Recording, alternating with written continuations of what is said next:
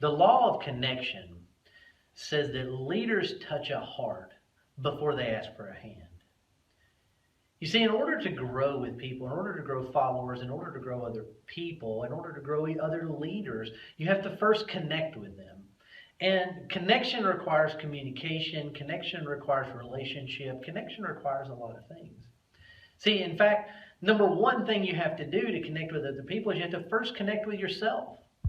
By connecting with yourself, understanding who you are, knowing yourself intimately, then you have a better capability of connecting with people. Secondly, you have to connect by communicating with openness and communicating with sincerity.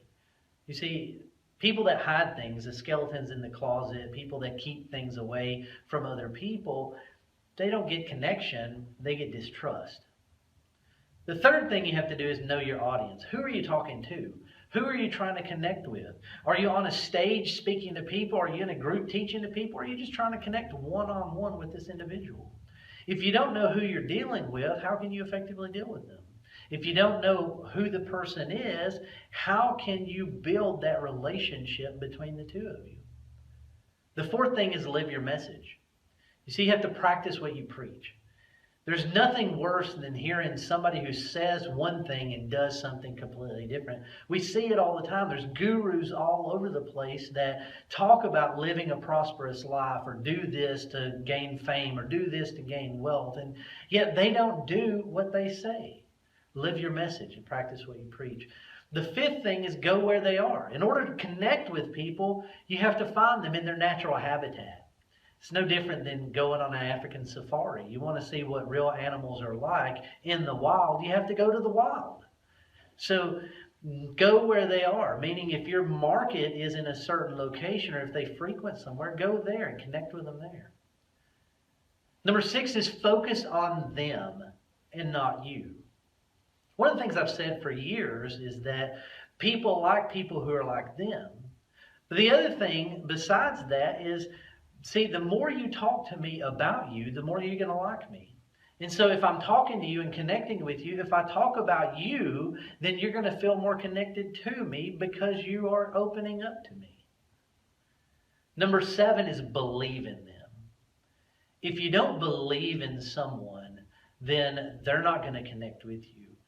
You see, people tend to have expectations of themselves. They connect better with people who elevate their expectations.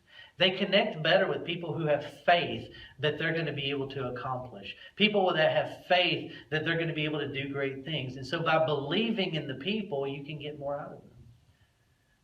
There's nothing more frustrating for employees and followers than having a leader that has no taste for them, that has no belief in them, that has low expectations of them. It's no wonder why some of these leaders have great turnover. And number 8 is give them hope. See, leaders are dealers in hope. When a person has hope, they're going to get connected better to you, and they're going to get connected easier with you.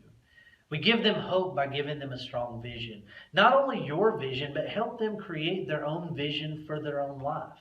And so by doing so, they have a hope of better things. They have a hope for the future. And through that, they're able to take action.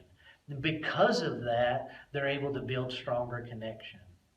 So the law of connection says, give them heart before you ask for a hand. Because people don't care how much you know until they know how much you care.